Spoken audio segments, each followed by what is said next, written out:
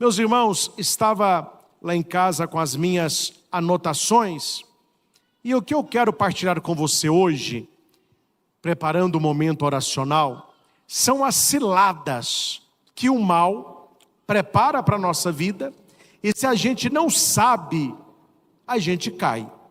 Hoje em dia não tem muito isso mais, mas há pouco tempo as crianças brincavam muito na zona rural de arapuca, de alçapão, para pegar passarinhos. Não queria fazer nada com passarinho, pegava, uns matavam, outros soltavam, outros prendiam, etc.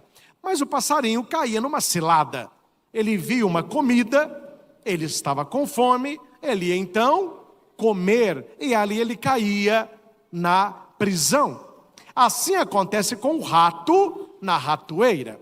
Muitos ratos ainda caem na ratoeira, porque eles ainda não descobriram por que o queijo é de graça. E as pessoas vão caindo nas ratoeiras da vida também. A gente tem que desconfiar das coisas, gente. A gente tem que ser igual a minha avó falava, fica com o pé atrás, não é? A gente tem que desconfiar das coisas. E por que muitas pessoas, elas caem na garra do mal e ficam contaminadas e sentem uma vida cansada, sem ânimo nenhum?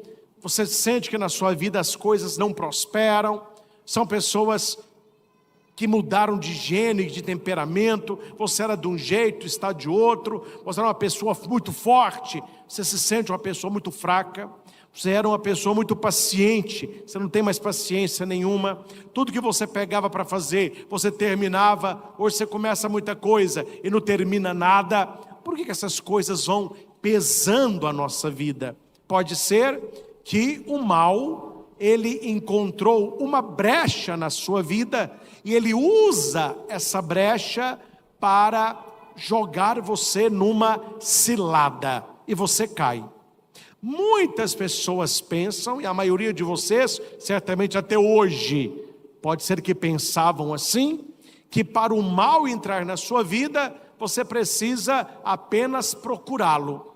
Precisa fazer um trabalho, mexer com coisas do mal, com magia negra, com missa negra, aí que o mal vai entrar. Ah não, padre, eu não faço mal para ninguém, a minha vida é muito tranquila, o mal não está preocupado comigo. Então nós veremos hoje que um caminho que o mal, ele tem entrado na vida de muitos e tem atormentado as pessoas, é quando nós não cuidamos do nosso lado emocional. Uma pessoa que não está em equilíbrio com ela mesma, ela está abrindo uma brecha para o mal. Deus, ele entra na nossa vida pela porta que a gente abre. O mal, ele entra pela brecha que a gente não fecha. Então são 7 brechas principais que muitas pessoas têm na vida.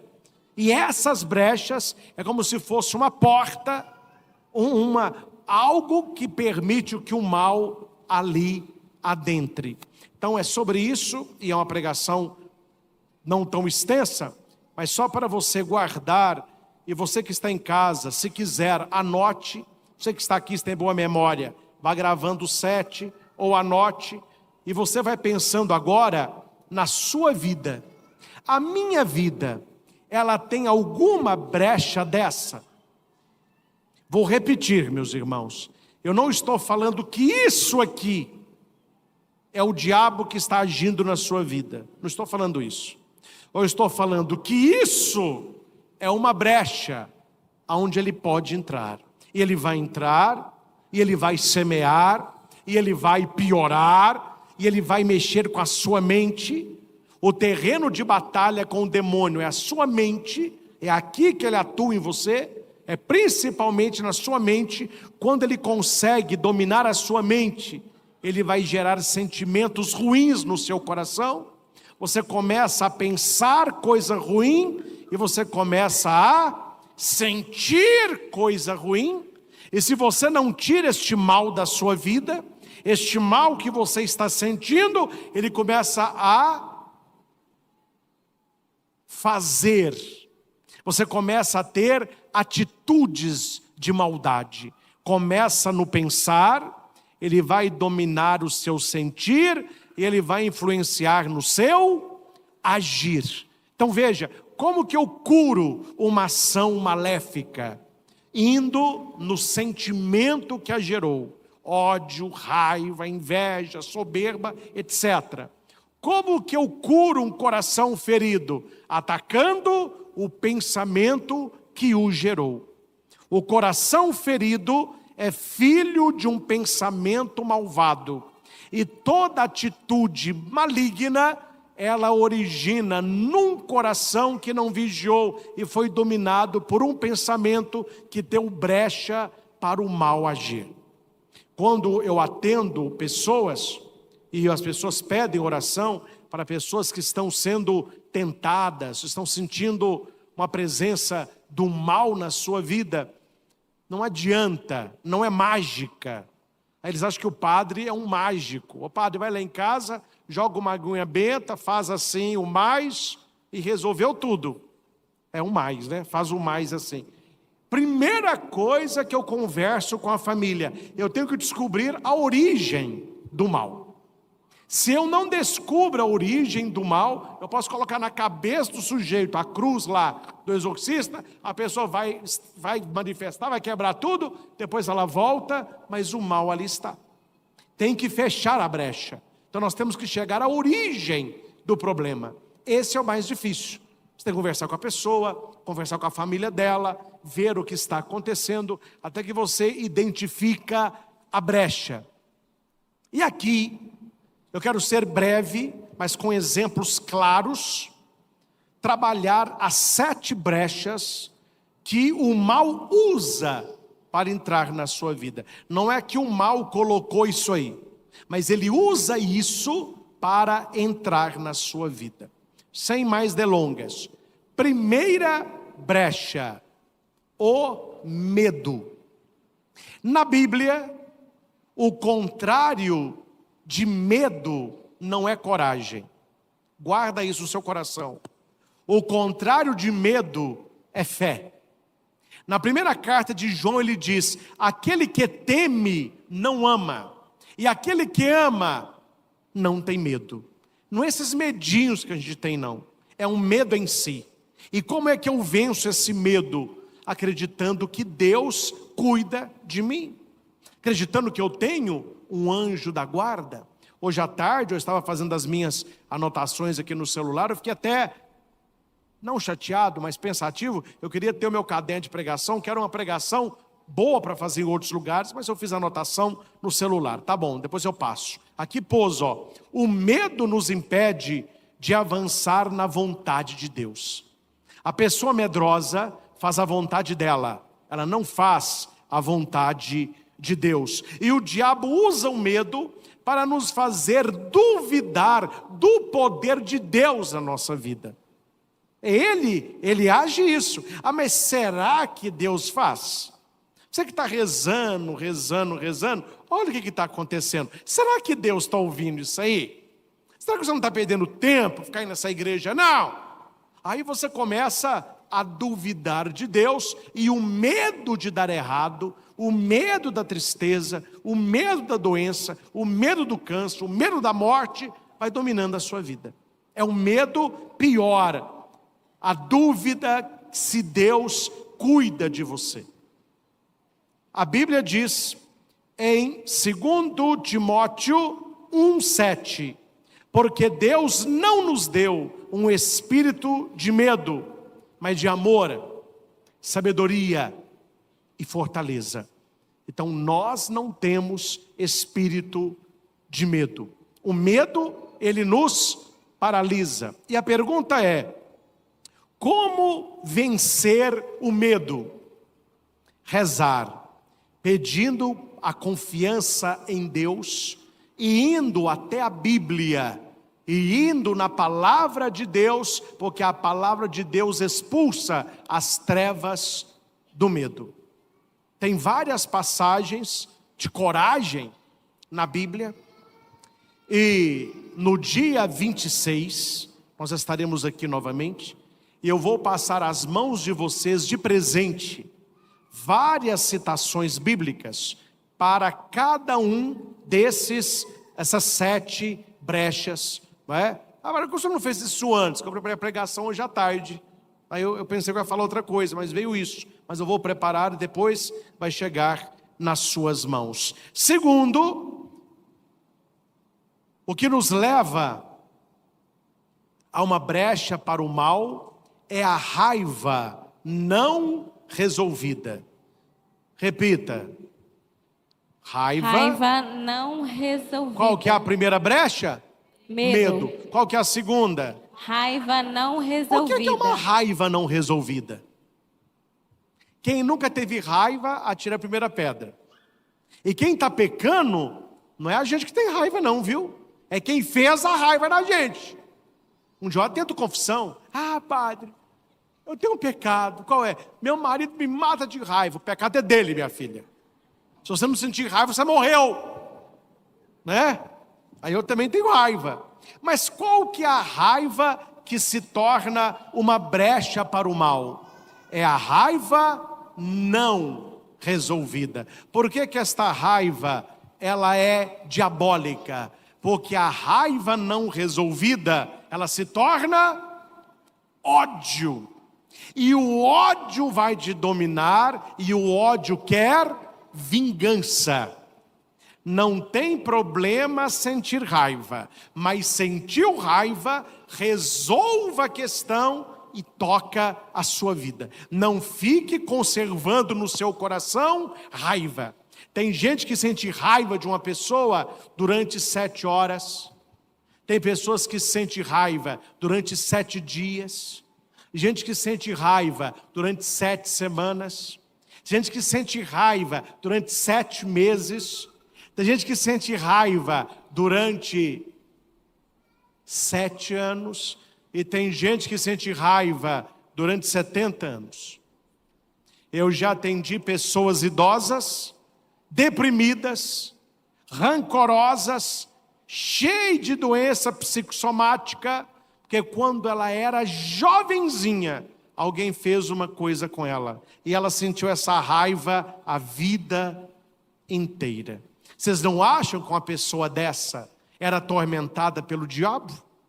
Ela sentiu raiva, resolveu a raiva. Não, ela ficou com raiva. O que é que o diabo aproveita? É isso mesmo. Fica com raiva mesmo. Viu o que ele fez com você? Estragou a sua vida. Olha aí. E como que vai ser?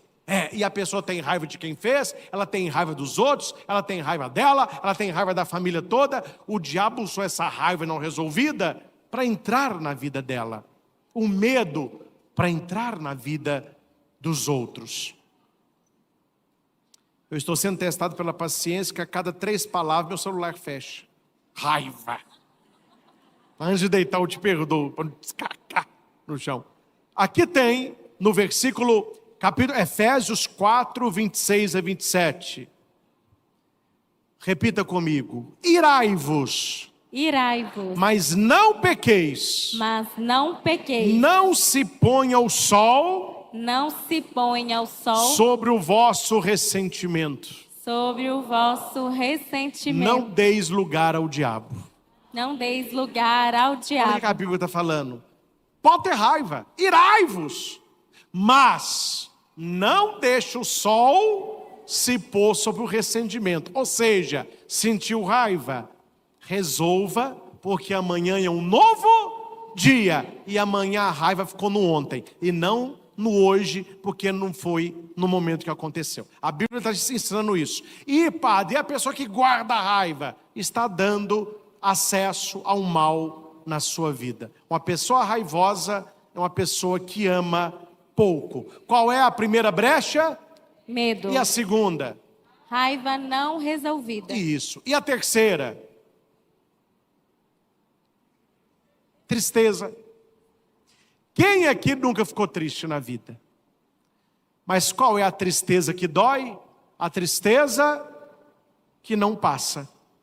A tristeza que alojou no seu coração e que você começou a dizer assim: eu não estou triste, eu sou triste. Você não é triste, você pode estar triste. E uma pessoa que fica triste, e triste. Ah, meu filho, é um prato cheio para um diabinho entrar na sua vida. Aí ele entra e vai transformar a tristeza numa tristeza existencial, vai tirar o seu gosto, aí você não quer estudar mais, você não quer namorar mais, você não quer trabalhar mais, você não cuida mais de você, está tudo ruim na sua vida, aí é problema estomacal, é dor de coluna, é dor no joelho, é insônia, é pesadelo, tudo. Por quê? Porque começou com aquela tristeza que você tinha que ter vencido, superado, aceitado, e você foi cultivar a tristeza. Você deixou a rosa morrer e cultivou a erva daninha. Tristeza todo mundo tem, mas cuidado quando a tristeza entra e não sai. Quando a tristeza entra e não sai. Nós temos em Neemias 8:10, a alegria do Senhor é minha força. Repita. A alegria do Senhor é minha força. Alegria, meus irmãos, não é ficar... Não. Alegria é um sentimento de dentro. É um sentimento de dentro para fora. Harmonia, equilíbrio, satisfação, paz. Alegria é decisão. Repita isso. Alegria é decisão. Você pode se decidir, eu vou ter uma vida feliz. Os outros não têm poder sobre a minha alegria. A minha alegria está dentro, né? Cultive no coração as coisas boas, a presença de Deus, e cultive na sua vida alegria nas pequenas coisas. Repita isso. Alegria é decisão. É um exercício que eu faço muito, muito, muito. E eu falo, eu não faço só não, eu faço e falo. Se eu estou num momento assim que eu acho legal, eu falo, gente, mas que alegria está aqui, olha que maravilha, olha isso, olha aquilo. Aí alguém me falou uma vez assim, padre, o senhor tem um modo de ver o mundo diferente das pessoas. Eu falei, por quê? Porque o senhor fica falando umas coisas assim, que ninguém fala, porque eu encontro alegria nas pequenas coisas. Eu dou aula na Escola Católica Leitaúna, o Colégio Recanto do Espírito Santo, colégio gigantesco que eles construíram lá. E o meu afilhadinho já estudava lá, que é o Marcos Henrique. Foi para o pré agora. Quem começou ontem? A Maria Clara. De saia, a saia no joelho, de tênis, a blusinha branca, a mochilinha. Ah, mas aquilo é para acabar, com o coração dudinho, né? Aí, ontem eu dei aula à tarde, hoje eu vou de manhã. Então eu cheguei lá de manhã, eles estavam saindo do parquinho. Então eles estavam indo para a sala. Aí lá vai a Maria Clara, de saia, lá no meio dos coleguinhas, não me viu não. Aí eu olhei assim, ela não estava chorando, né? Que é muito pequenininha. Ih, meu filho, ó, estava lá fazendo amizade. Aí a professora falou assim, Maria Clara, olha quem chegou, o Dinho. Aí os menininhos olharam, ei, aí veio os meninos tudo, né? Abraçou, daí ela veio, abracei, falei com a professora, mas que maravilha, como que a gente não tem uma vida feliz? Olha que alegria da Maria Clara aí com os coleguinhas. Aí a professora, quem é esse aí? Os coleguinhas, o Dinho da Maria Clara. Eu falei, não, gente, pode falar, o Padre Christian, né? Uma coisa pequena, mas eu não deixo de passar. Falei com a professora e falei para mim assim, não, que graça, eu poderia estar em tantos lugares, eu estou aqui numa escola católica, que eu possa assinar o catecismo com as crianças que gozam da gente, você entendeu? Coisas pequenas que você pode agradecer. Está com um amigo, viu um filme, agradeça a presença dele, saiu, comprou uma coisinha nova, isso mantém a nossa alma acesa, alegria nas pequenas coisas. E guarde uma coisa, viu gente? Quem não acha alegria nas pequenas coisas, não achará alegria nas grandes. Um filho que se alegra com um sorvete que o pai dá, ele vai se alegrar com iPhone também. Um filho que não se alegra com as pequenas coisas, o papai e a mamãe sabem para quem eu estou falando. Você pode estar o iPhone do ano, para ele é obrigação. Não há alegria alguma ali, não há contentamento algum ali, que a pessoa ingrata, ela é ingrata não no muito, é no pouco. A alegria não é no muito, é no pouco, e quem vê alegria no pouco, ficará alegre também. Então cultive a alegria no seu coração. Esteja perto de pessoas alegres e cuidado com a tristeza que chega e não sai. Quarto, qual que é o primeiro? Medo. Medo. Segundo? Raiva não resolvida. Isso. E o terceiro? Tristeza. Tristeza. O quarto, a vaidade e o orgulho. Aqui eu vou resumir o papo, gente. O que é vaidade e orgulho? Vaidade não é cuidar de você, não. Tem gente que fala assim, ó, fulano de tal é vaidosa. Não, se você está cuidando de você, não tem problema não. Você não pode ser escravo da aparência.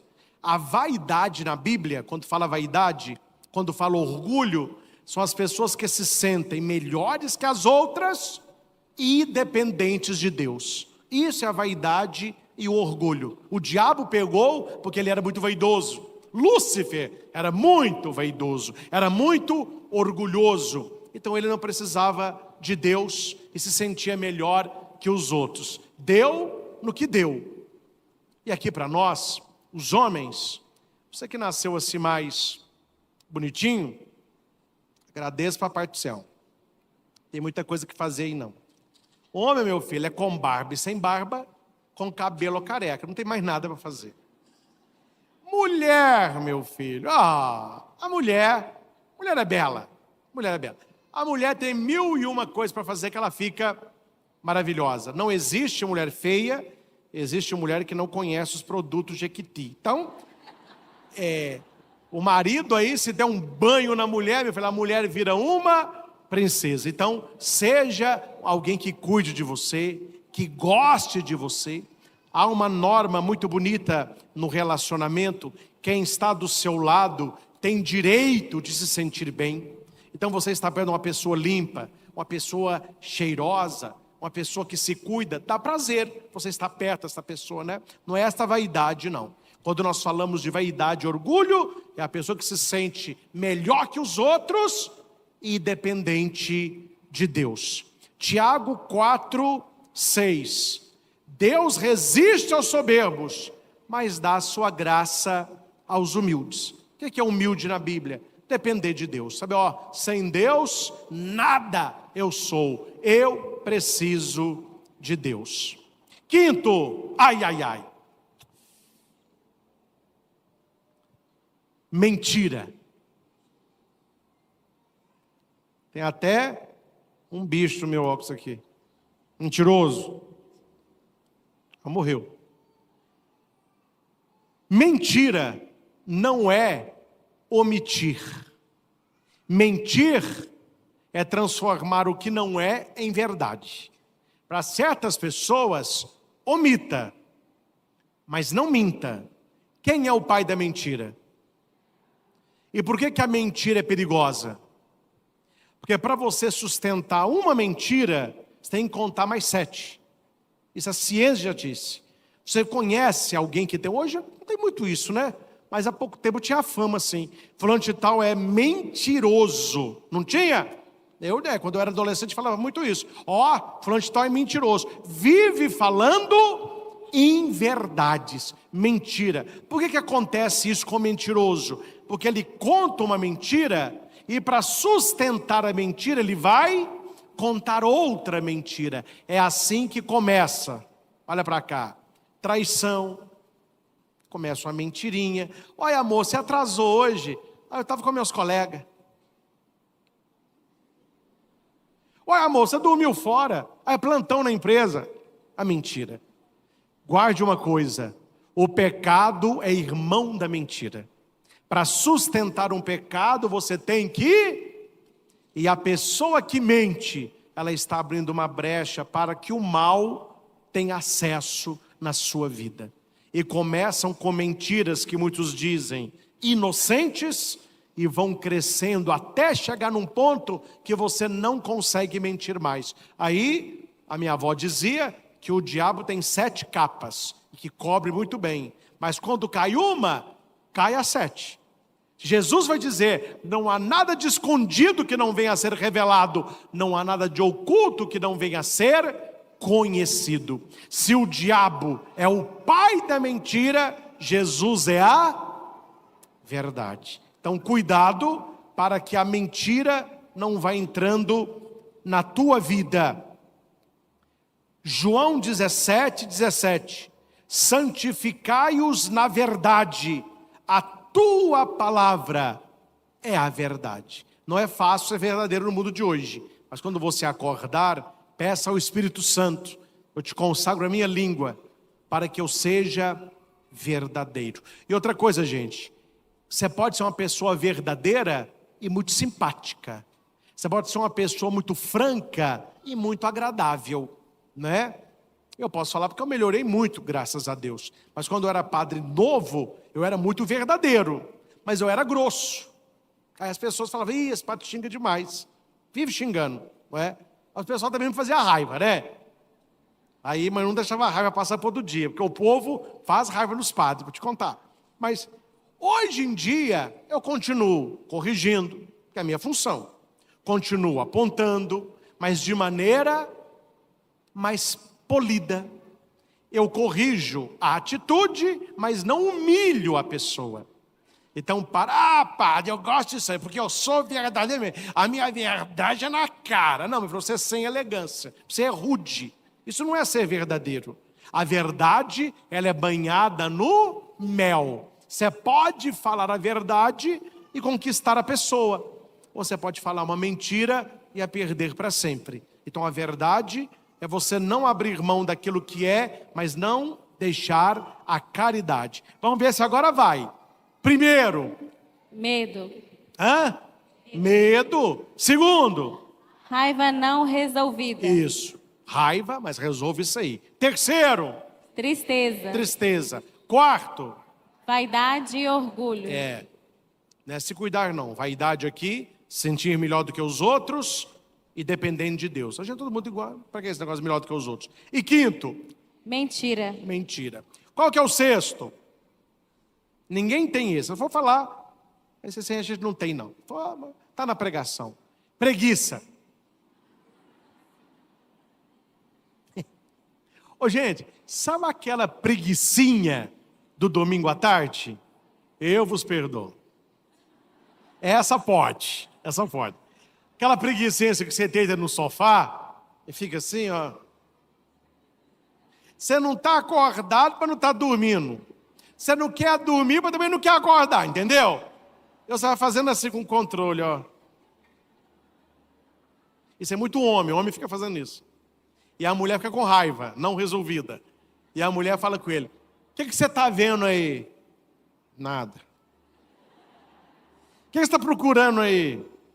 Nada. Não estou achando nada para eu assistir. Meu filho, uma televisão com 340 canais. Você tem Netflix, você tem Prime, você tem não sei o quê. Você não encontrou nada? Até agora não. Só na preguicinha. Essa preguicinha pode. Aqui eu estou falando o quê? Da pessoa preguiçosa. Ela tem preguiça de tudo. Ela tem preguiça de trabalhar. Ela tem preguiça de estudar. Ela tem preguiça de exercitar. Ela tem preguiça de arrumar uma cama. Ela tem preguiça até de levantar o garfo. Sabe aqueles passarinhos que ficam assim, ó? Se a mãe julgar a almôndega, melhor ainda, né? A pessoa preguiçosa não é abençoada. Repita isso. A pessoa preguiçosa não é abençoada. Provérbios 13:4. O que a Bíblia fala para quem tem preguiça? Ô preguiçoso, vai aprender com a formiga. Trabalhe e pense no futuro. Quer dizer, o preguiçoso, olha para a formiga aí. Outro aqui, o preguiçoso deseja nada de bom, mas a alma dos diligentes se farta do seu trabalho. Para o preguiçoso, geralmente a pobreza vem. Para aquele que trabalha, a fartura visitará. Está na Escritura. Vamos de trás para frente. Qual que é o sexto? Preguiça. E o quinto? Mentira. O quarto? Vaidade e orgulho. Terceiro, tristeza. tristeza. Segundo, Raiva não resolvida. e o primeiro? Medo. Não apontando não. Tem gente que fica com medo, o padre fica olhando e fica assim aqui, ó. Esqueceu tudo, tá lembrando só do último, né? Tadinho. Tem uma turma desse lado de cá, ó, tá bom, tá valendo, tá participando, o padre tá feliz. Vamos pro último, pra gente rezar. Sétimo, e para mim é o pior, desobediência a Deus. Qual que é o sétimo? Desobediência a Deus. Vamos ver quem acerta. Como que se chama desobediência a Deus? Pecado. Quando a gente peca, nós estamos dando uma brecha para que o mal, ele entra. É por isso que a Bíblia vai dizer, orai e vigiai para não cairdes em tentação. Buscar as coisas do alto e evitar os pecados mortais. Padre, como que eu evito os pecados mortais? Os outros também, né? Mas principalmente os mortais. Pensando o pensamento. Consegue me entender? Pensando o que você está pensando. Se você consegue pensar por que você está pensando, muita coisa você não diz, muita coisa você não faz e muita coisa você não sente. Começa aqui. Se cortou aqui, cortou daqui e daqui. Se você fica cultivando aquele pensamento, a coisa vai longe. E por último, o celular nessa pregação fechou 532 vezes. Como resistir ao diabo? Repitam alto. Vigilância e oração. Vigilância e oração. Vigiai e orai para não cair em tentação. Mateus 26, 41. Segundo, usar a palavra de Deus. Usar a palavra de Deus. Jesus venceu o diabo no deserto, citando a Escritura, Mateus 4, 11. Terceiro, submissão a Deus. Submissão a Deus. Sujeitai-vos a Deus, resisti ao diabo e ele fugirá de vós. Tiago 4, 7. 4. Vida sacramental. Vida sacramental. Confissão e Eucaristia fortalece a alma. E quinto, comunhão com os irmãos. Comunhão com os irmãos. A solidão nos enfraquece, mas a comunhão fortalece a nossa fé. Não queira viver a sua fé sozinho. Esteja com pessoas que queiram viver a fé com você. E agora é momento de você agradecer. Se existem brechas que o diabo entra, existem anjos que nos levam para Deus. Amém? Amém. Então, se alguém te convidou hoje para vir à missa, essa pessoa é um anjo na tua vida. Agradeça aí. Opa, muito obrigado. Você foi um anjo na minha vida. A pessoa te convidou porque foi bom para ela e será bom para você também. Amém? Amém. Nós que aqui estamos, você que está em casa, nós recebemos agora a visita de Jesus presente na Santa Eucaristia. Ele é presença real. E nesse momento, o Senhor quer curar o nosso coração, libertar a nossa alma, nos dar alegria e nos ajudar a vencer esses 7 caminhos, 7 ciladas que o mal tem autoridade para agir na nossa vida.